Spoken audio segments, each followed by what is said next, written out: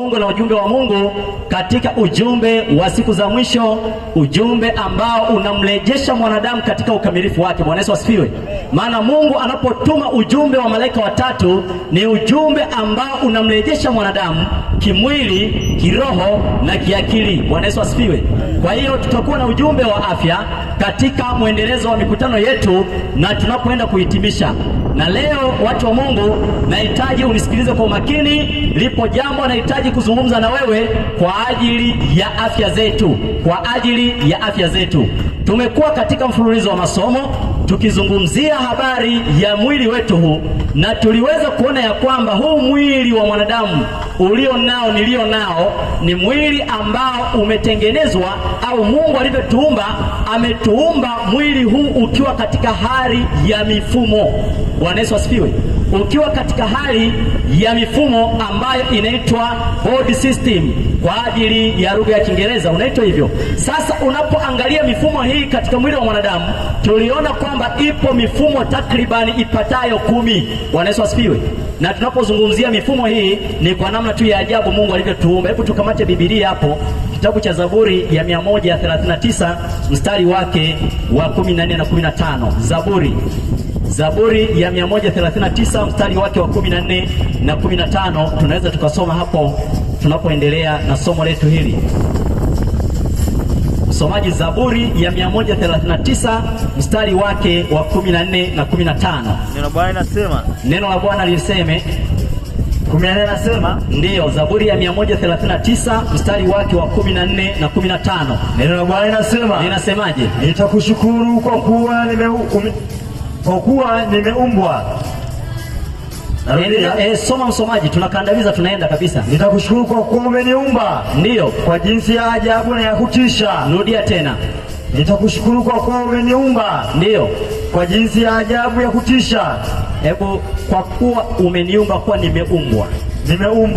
Soma sasa vizuri, mtumishi wa Mungu. Anasema, ndiyo, nitakushukuru kwa kuwa nimeumbwa. Nitakushukuru kwa sababu nimeumbwa kwa jinsi ya ajabu ya kutisha. Kwa jinsi ya ajabu na ya kufanyeje? Ya kutisha. Ndiyo. Matendo yako ni ajabu. Matendo ya Mungu ni ajabu. Watu wa Mungu, Bwana Yesu asifiwe. Kwa kweli tumeumbwa kwa namna ya ajabu na ya kutisha. Maana leo kwa kweli shetani, kwa kuendelea kuondoa utukufu wa Mungu, watu wamefundishwa kwamba mwanadamu ametokana na nyani, kwamba mwanadamu ameibuka. Hapana. Bwana Yesu asifiwe. Tumeumbwa na Mungu kwa jinsi ya ajabu na ya kufanyeje? Na ya kutisha. Kwa hiyo basi, tunapouangalia huu mwili, maana yake kwamba umeumbwa na huu mwili, tukaona kwamba unaundwa kwa mifumo, ambayo hii mifumo inatokana na muunganiko wa viungo mbalimbali. Na tuliangalia mfumo wa upumuaji, tuliangalia mfumo wa mmeng'enyo wa chakula, tuliangalia mfumo wa uchakataji wa chakula mpaka kitumike kama chakula ndani ya mwili ili kutoa nishati.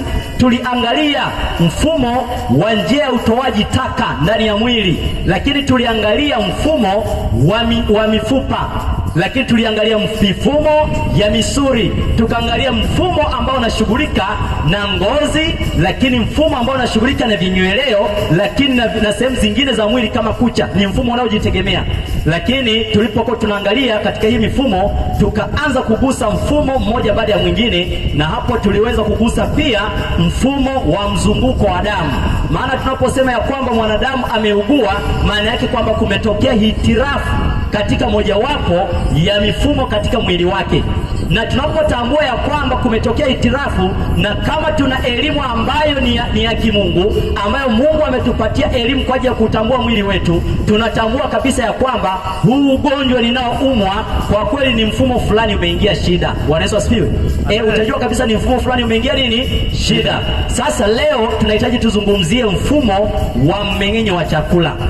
Mfumo wa nini wapendwa? Mfumo wa mmeng'enyo wa chakula. Huu ni mfumo ambao unajitegemea, unaanza kuundwa na kinywa. Unaanza kuundwa na nini wapendwa? Na kinywa. Lakini tunapoangalia katika kinywa, kuna viungo ambavyo vimo ndani yake, kuna ulimi, kuna meno, sio watu wa Mungu, na vingine. Lakini ukija kuangalia mfumo wa mmeng'enyo wa chakula, unaundwa na koo la chakula. Na koo la nini? La chakula. Yaani chakula kinapotoka mdomoni kinashuka kwenye koo la chakula. Baada ya hapo tunaona ya kwamba Baada ya hapo tunaona ya kwamba kutoka kwenye koo la chakula, chakula huwa kinashuka kwenye tumbo la chakula. Bwana Yesu asifiwe. Amen. Kinaposhuka kwenye tumbo la chakula, chakula hicho kinaanza kuchakatwa. Kinapochakatwa, kinateremshwa kwenye utumbo mwembamba. Kwenye utumbo nini wapendwa? Mwembamba. Na kutoka kwenye utumbo mwembamba, chakula vile virutubisho huwa vinaanza kufyonzwa kuingizwa kwenye mwili wa mwanadamu ili hicho chakula kitumike. Bwana Yesu asifiwe. Na yale makapi yanayobaki huwa yanasukumwa kwenda katika utumbo mpana. Utumbo nini? Mpana. Na baada yake vinatolewa yale mabaki kama taka. Kama nini wapendwa? Kama taka. Huo ni mfumo wa mmeng'enyo wa chakula. Sasa katika mfumo wa mmeng'enyo wa chakula yapo magonjwa mengi ambayo leo wanadamu yamewakumba kwa sababu ya kushinda kula na kunywa vizuri. Ya kushinda kula na kunywa nini? Vizuri. Kitabu kile cha Wakorintho wa kwanza sura yake ya 10 mstari wake wa 31. Wakorintho wa kwanza sura yake ya 10 mstari wa 31. Inasemaje? Anasema ndio 31. Ndio. Basi mlapo au mnywapo. Tunaelezwa ya kwamba basi mlapo au mlapo, basi mnywapo, basi mlapo au mnywapo, tufanyeje? Au mtendapo neno lolote, au tutendapo neno lolote, fanyeni yote kwa utukufu wa Mungu. Yote tufanye kwa utukufu wa nani wapendwa? Wa Mungu. Tunapokula, tunapokunywa, tufanye yote kwa utukufu wa nani? Wa Mungu. Wa Mungu. Maana yake kwamba tule na kunywa kulingana na maelekezo ya Mungu. Mungu ametoa maelekezo watu wa Mungu jinsi tunavyopaswa kula, jinsi tunavyopaswa kunywa. Lakini tunapokiuka ile maelekezo, kwa kweli magonjwa yanatupata. Na leo naenda kuzungumzia habari ya ugonjwa wa kutoboka kwa meno au ugonjwa wa meno. Bwana Yesu asifiwe. Na hapo ninapozungumzia ugonjwa wa kutoboka kwa meno, nitagusia katika hayo meno pia ugonjwa unaoitwa ugonjwa wa fizi. Leo ni ugonjwa ambao watu wa Mungu leo umekithiri katika jamii yetu. Zamani ilikuwa imezoeleka kwamba mtu anayeumwa meno labda ni mtu ambaye ni mtu mzima, ameendelea labda miaka mingapi, lakini leo tunapozungumza hadi watoto wa miaka miwili wana matatizo ya meno. Kwa nini? Tutaelewa vizuri. Watu wa Mungu, tunapozungumza habari ya jino, naamini ndugu zangu mlio karibu hapa mtaweza kuona, lakini pia ambao mtapata masomo haya kwa njia ya mtandao nitaonyesha kupitia hii chati. Tunapozungumza jino, jino ni moja ya viungo katika mwili wa mwanadamu. Bwana Yesu asifiwe. Amina. Lakini tunapozungumza jino kama moja ya viungo, jino ni moja ya mifupa katika mwili wa mwanadamu. Hiyo tunaielewa watu wa Mungu kwamba jino ni moja ya mifupa katika mwili wa nani? Wa mwanadamu. Lakini ni kuongezea kingine, lakini ni mfupa ulio mgumu kuliko mifupa mingine.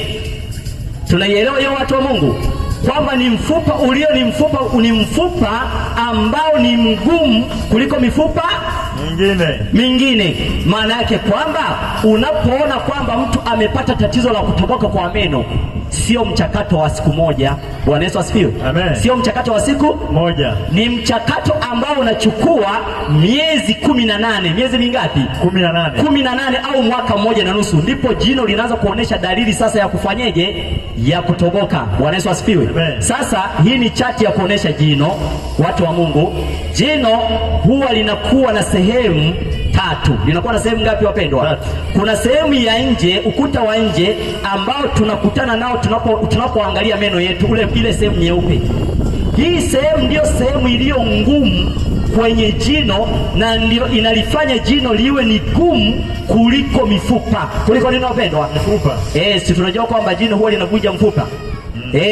Sasa lakini kuna ukuta wa pili, wenyewe unakuwa ni mchanganyiko wa chembe zilizo hai, lakini pia na chembe ambazo haziko hai.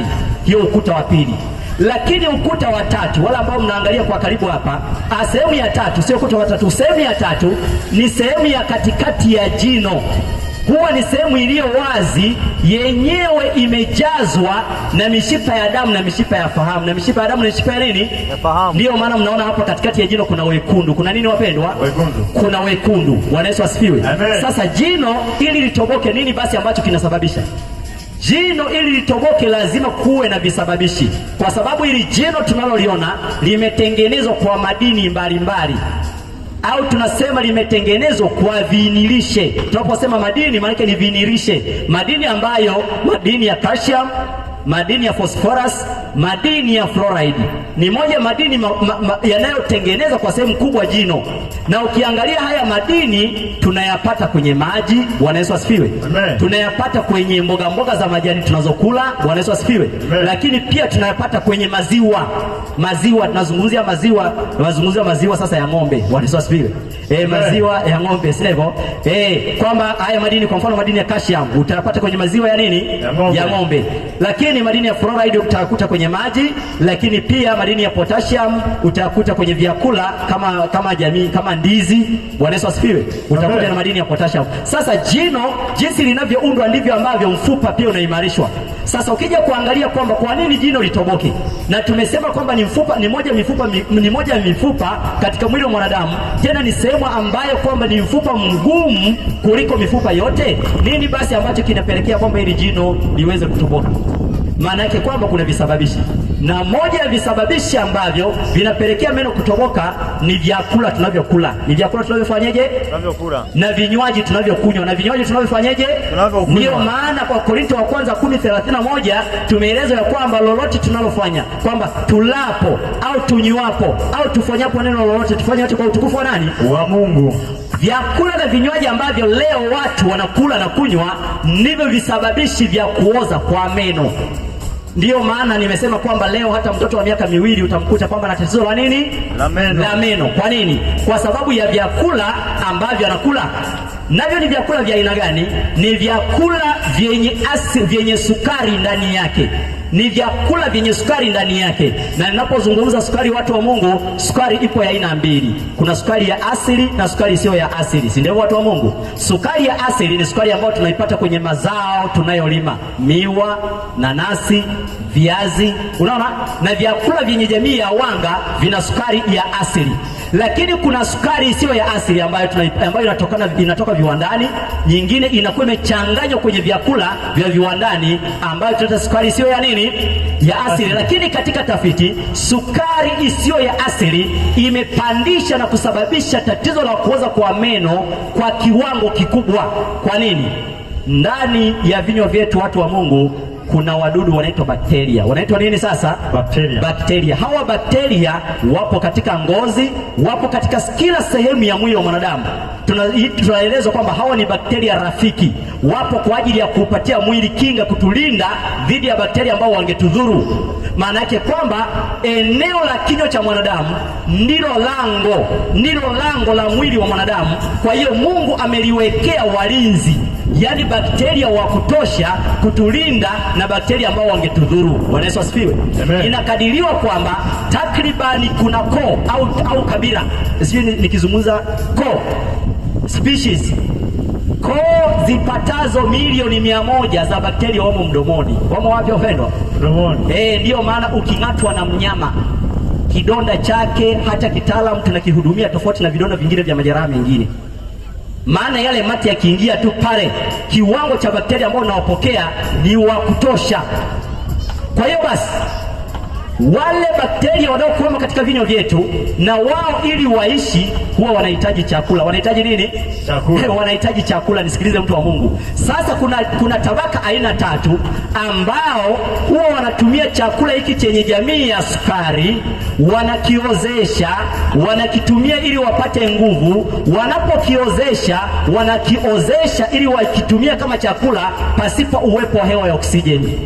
Na matokeo yake huwa wanazalisha sumu inaitwa asidi. Inaitwa nini? Asidi. Kwa hiyo maana yake kwamba wewe uliyetumia chakula sasa hiki chenye sukari, sio hivyo? Tunazungumzia sasa hii sukari sio ya asili, maana hii sukari hawa bakteria wanaitumia kwa wepesi zaidi ukilinganisha na sukari ile ya asili. Bwana Yesu asifiwe.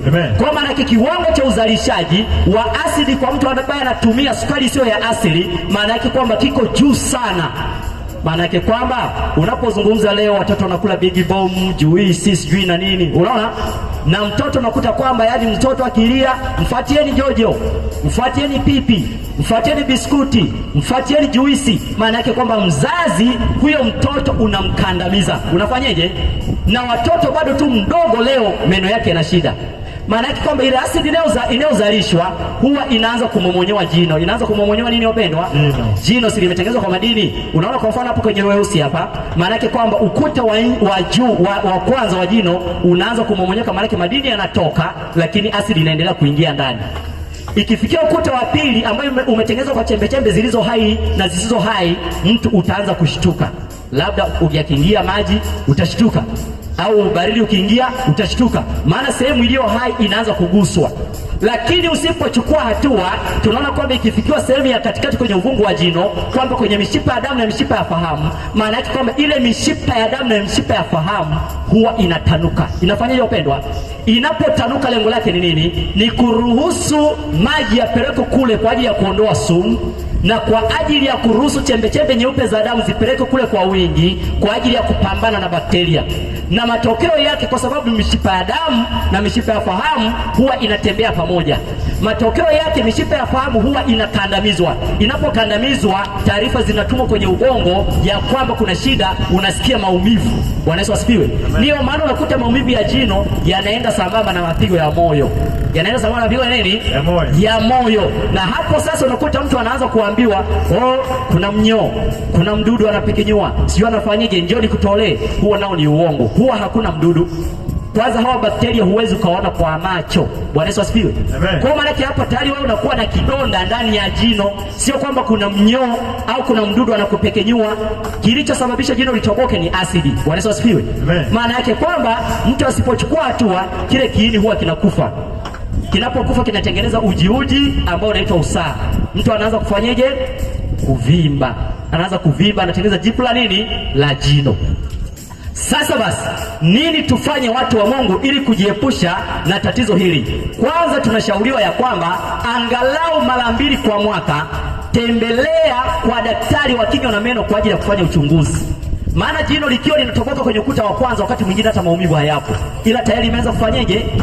Yeye anaweza akachunguza akaona kabisa kwamba hili jino lina shida. Unashauriwa, na unaposhauriwa, leo kuna kauli inasema kwamba dawa ya jino kung'oa. Hapana, dawa ya jino sio kufanyaje wapendwa? Sio kung'oa. Jino linatibiwa kama ambavyo unaweza ukapata kidonda kwenye mguu, kwenye mkono. Huendi kwenye kutibiwa wanakata mguu, huendi kwenye kutibiwa hicho kidonda wanakata mkono. Badala yake watatibu kile kidonda, kikipona utabaki na mkono wako. Bwana Yesu asifiwe. Kikipona utabaki na mguu wako, au kikipona utabaki na kiungo chako. Hatua ya kukata kiungo hata kwenye mguu huwa ni hatua ya mwisho sana, vyote vimeshindikana. Kwa hiyo hata kwenye jino dawa yake sio kung'oa. Bwana Yesu asifiwe. Jino matibabu yake huwa linazibwa. Huwa linafanyaje wapendwa? Linazibwa hili shimo ambalo ambapo pameharibika, sehemu iliyolika inaondolewa, halafu panajazwa kwa madini au kwa matilio ambayo yana viwango sawa na matilio au na madini ambayo yanatengeneza jino. Kwa sehemu ya uwazi inazibwa. Inapozibwa, jino lako unaendelea kulitumia kama kawaida. Bwana Yesu asifiwe. Lakini hata kama jino lako limeathirika mpaka kwenye uvungu, unasikia maumivu mchana na usiku, yaani ili mradi tu kichwa chake cha jino kipo, hili jino linatibiwa mizizi yake, na linapotibiwa linazibwa, unarudi kulitumia kama kawaida. Bwana Yesu asifiwe. Kwamba hayo ndio matibabu. Lakini kingine ambacho tunashauria kwamba watu waweze kusafisha vinywa, kupiga mswaki, watu wa Mungu. Bwana Yesu asifiwe. Na mswaki tunashauri ya kwamba tupige mswaki kwa kutumia mswaki. Tusisafishe vinywa vyetu kwa kutumia kidole. Sio watu wa Mungu. Bana leo yani mtu anaamka asubuhi, alaika maji anatoka kwa anaondoka. Sio vizuri watu wa Mungu. Tunapiga mswaki kwa kutumia nini? Mswaki. Sio watu wa Mungu. Na mswaki tunashauriwa kwamba angalau kwamba kuna miswaki ambayo imethibitishwa kitaalamu kwamba tumia mswaki huu wa dukani. Sio hivyo? Yaani huu umethibitishwa kwamba unaweza kusaidia kusafisha sehemu zote za jino na meno yote mpaka ya nyuma. Lakini kama umeshindwa, utumie mswaki wa mti. Mswaki wa nini? Kitaalamu unakubalika. Lakini unapoutumia, jiandae basi kununua mswaki ambao utakusaidia kusafisha sehemu zote za nini? Za meno. Na unapoenda kununua mswaki wako, nunua mswaki ambao nyuzi zake ni laini. Nyuzi zake nini wapendwa? Ni laini, ili kusaidia kwamba unaposafisha meno yako, hizo nyuzi zisiumize jino. Na unapopiga mswaki, japo sijaja na modo ya kuonesha, unapopiga mswaki, maana mara nyingi sisi tunapiga hivi tata, unaona, kwa ulalo.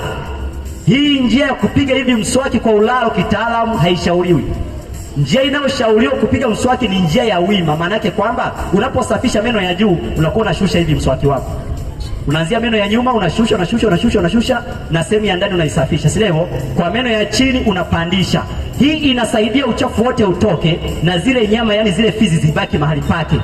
Kwa sababu kupiga kwa namna hii, wengi labda unaweza mkafanya utafiti, wengi leo ukija kuangalia kwa mfano mahali panapokomea fizi na jino huwa panachimbika kwa sababu ya kupiga mswaki kwa namna hii. Namna hii kwa kitaalamu haishauriwi. Bwana Yesu asifiwe.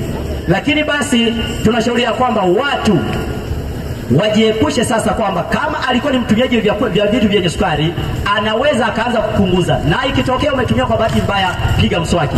Lakini ukiweza acha, maana hutakufa. Bwana Yesu asifiwe. Hivi vyenye sukari isiyo ya asili acha, maana ukiacha sio kwamba utakufa. Lakini jambo jingine ambalo tunalishauri kwa watu wa Mungu, unapotumia sasa katika vyakula vya kulinda meno yako, tumia pia vyakula ambavyo vina mboga mboga. Si ndivyo?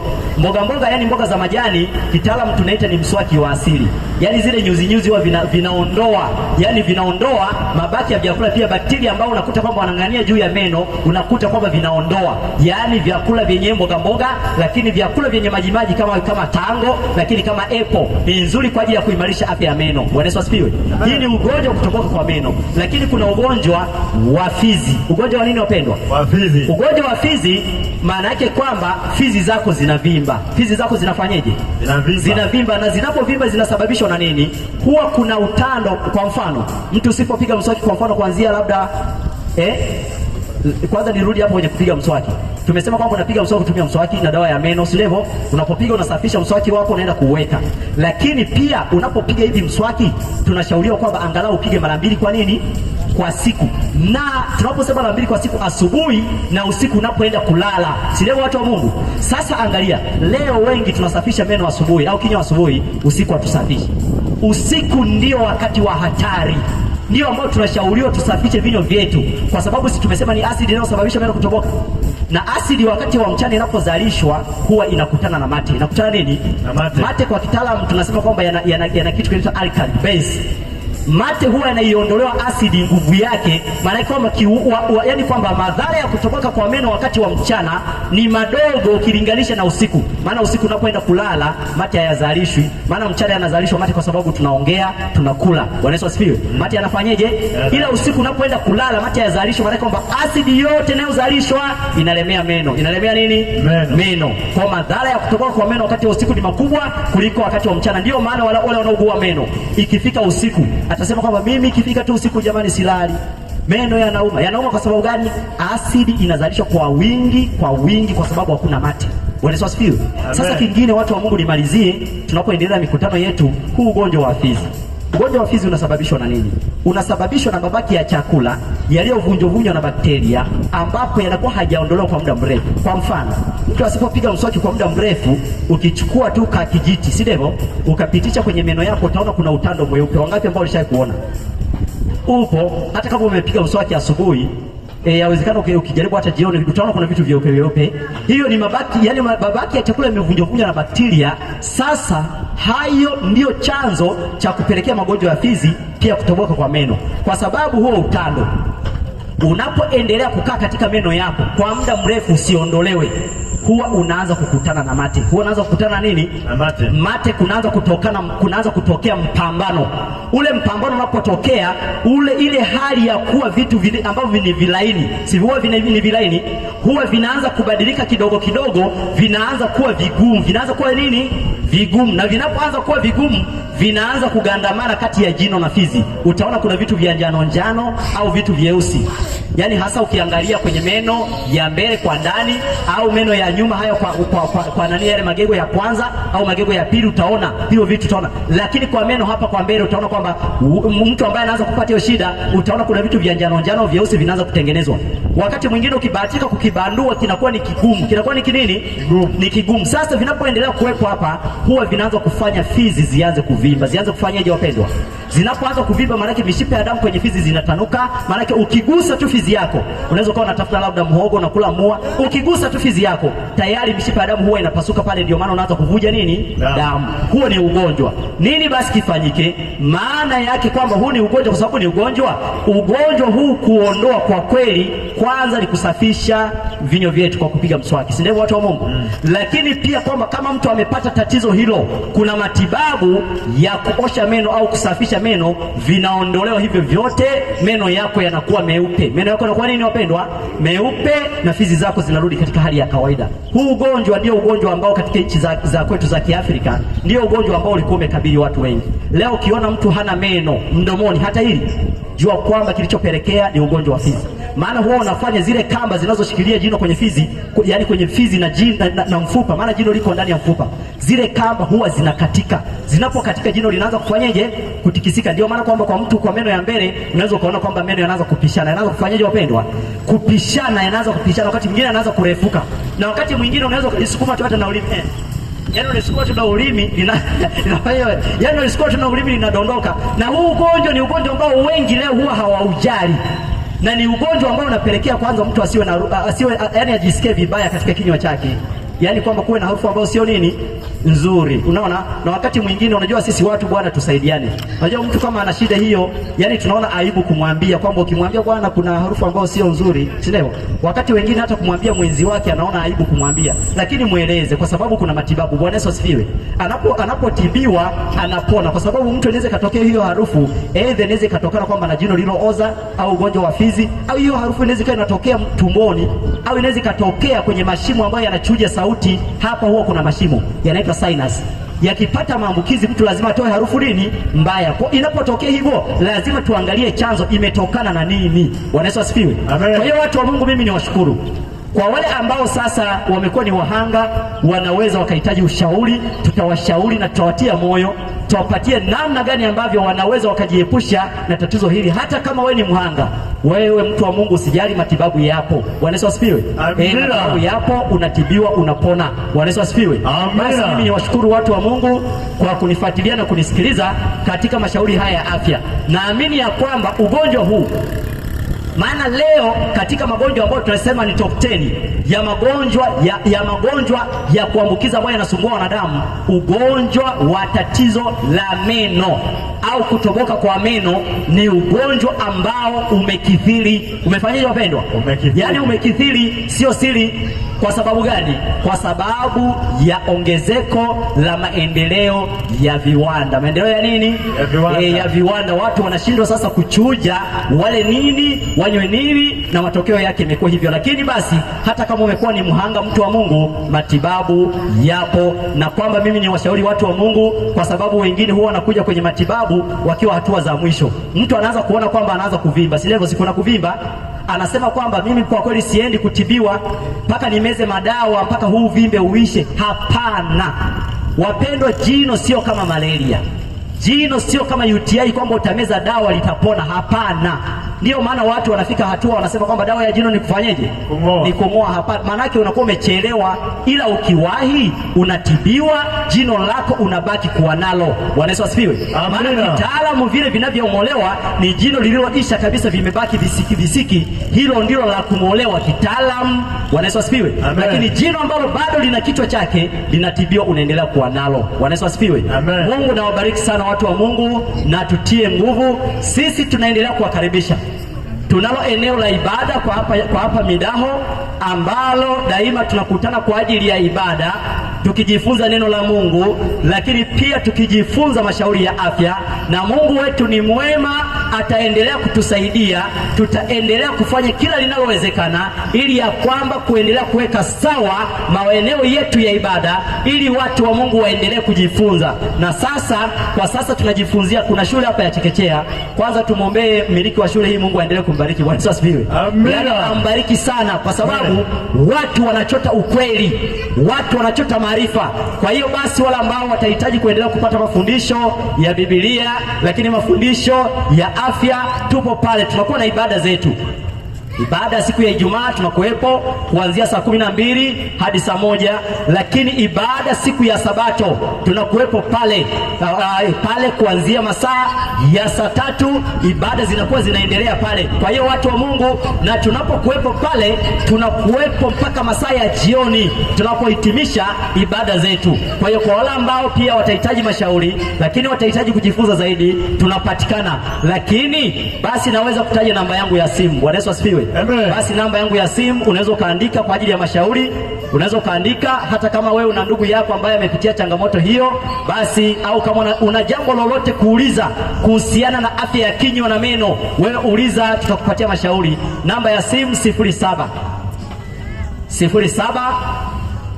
52 92 55 92. Narudia watu wa Mungu, 07 52 92 55 92. Mtumishi Paulo Komesha, tabibu wa afya ya binadamu. Kwa hiyo watu wa Mungu, karibuni katika ukweli huu. Watu wanaendelea kuwekwa huru, na tusonge mbele kutangaza Bwana Yesu Kristo anakuja tena. Bwana Yesu asifiwe. Mungu anabariki sana. Amina. Barikiwa mtumishi. Bwana Yesu asifiwe. Amen. Kwa kweli Mungu anatujali, anajali afya zetu, hajatuacha. Basi kwa sababu muda wetu sio rafiki, pia